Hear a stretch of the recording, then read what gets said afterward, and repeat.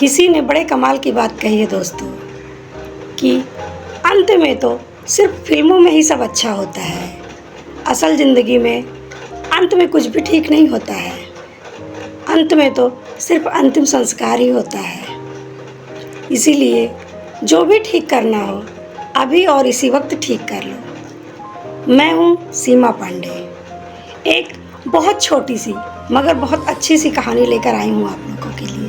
एक राजा ने अलग अलग देशों से राजा को बुलाया और अपने दरबार में एक बड़ा सा उत्सव रखा और अपने गुरुजी को भी बुलाया। वहाँ की एक सुप्रसिद्ध नर्तकी को भी बुलाया नृत्य करने के लिए। और जो कुछ स्वर्ण मुद्राएं थी वो राजा ने गुरुजी को दे दिया कि वो उसे अगर नृत्य अच्छा लगे तो उसे पुरस्कृत कर सके, क्योंकि गुरु के पास तो कुछ था नहीं। इसीलिए राजा ने वो सारी स्वर्ण मुद्राएं गुरुजी को दे दी। पूरी रात नृत्य चलता रहा और सुबह जब ब्रह्म वेला आई तो वो जो तबला वाला था, जो तबले पे थाप दे रहा था, वो ऊँघने लगा, उसे नींद आने लगी और नर्तकी नाचती चली जा रही थी। जब उसने देखा कि वो तबले वाला ऊँघ रहा है, उसे नींद आ रही है, तो उसने उस तबले वाले को आगाह करने के लिए, सतर्क करने के लिए एक दोहा पढ़ा। और दोहा ये था, घड़ी गई थोड़ी रही या में पल पल जाए, एक पलक के कारण यूं ना कलंक लगाए, एक पलक के कारण यूं ना जन्म गंवाए। जैसे ही नर्तकी ने ये दोहा पढ़ा, वो जो तबले वाला था वो सतर्क हो गया, वो संगीत की अवस्था में आ गया और तबला बजाना शुरू कर दिया। और नर्तकी ने जैसे ही ये दोहा पढ़ा तो जो राजकुमार था वो दौड़ कर आया।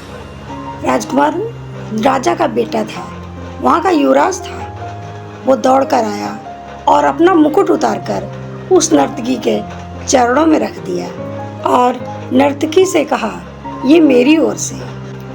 वहीं पर पास में राजकुमारी बैठी थी, राजा की पुत्री। वो दौड़कर आई और अपने गले से हार उतारकर उस नर्तकी को दे दिया।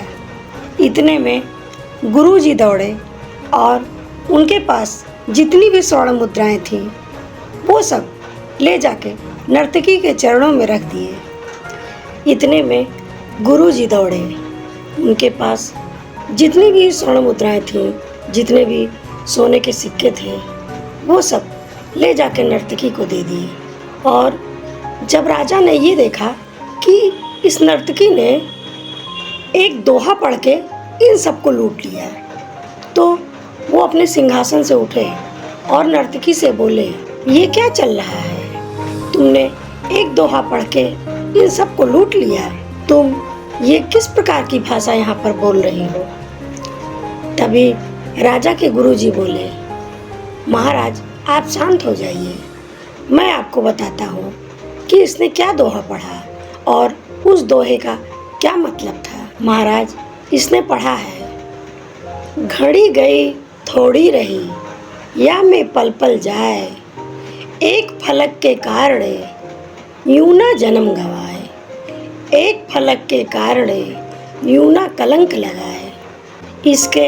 इस दोहे ने मेरी आंखें खोल दी। इसीलिए मैंने जो भी मेरे पास स्वर्ण मुद्राएं थी, सोने के सिक्के थे, वो सब मैंने इस नर्तकी को भेंट कर दिए।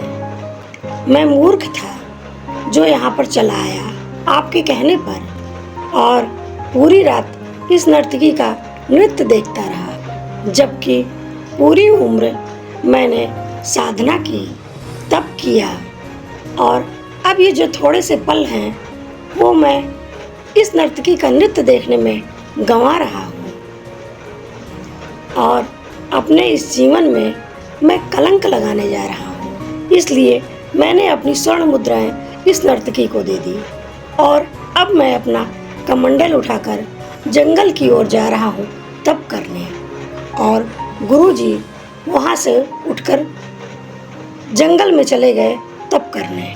फिर युवराज ने बताया, महाराज आप बूढ़े हो चले हैं, आप मेरे पिता हैं, लेकिन आप अभी भी गद्दी पर बैठे हुए हैं। ये गद्दी मुझे नहीं दे रहे हैं। मैं आज ही रात सिपाहियों के साथ मिलकर आपको मारने वाला था और ये गद्दी हासिल करने वाला था, लेकिन इस दोहे ने मेरी आंखें खोल दी।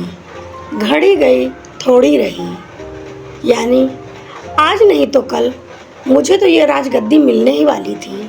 फिर मैं अपने पिता की हत्या का कलंक अपने माथे पर क्यों लूं?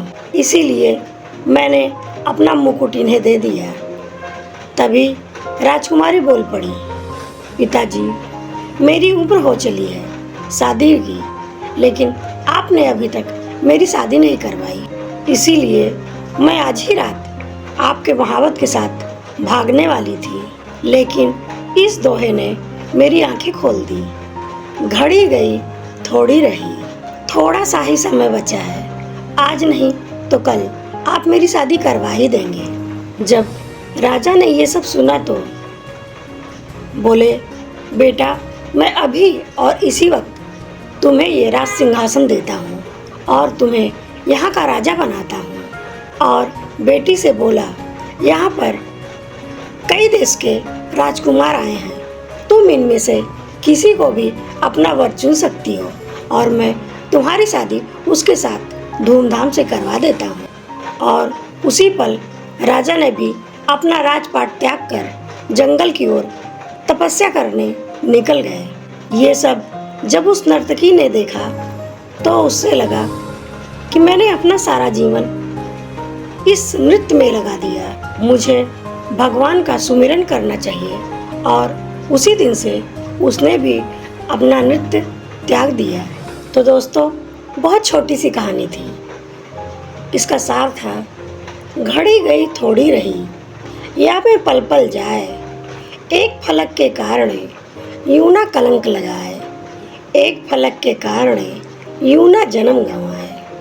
थोड़ा सा ही समय बचा है, इसे सही से इस्तेमाल करना शुरू कीजिए, लाइफ चेंज हो जाएगी। तो दोस्तों, मिलती हूँ अगले वीडियो में एक नई कहानी के साथ। तब तक हंसते रहिए, मुस्कुराते रहिए। नमस्कार।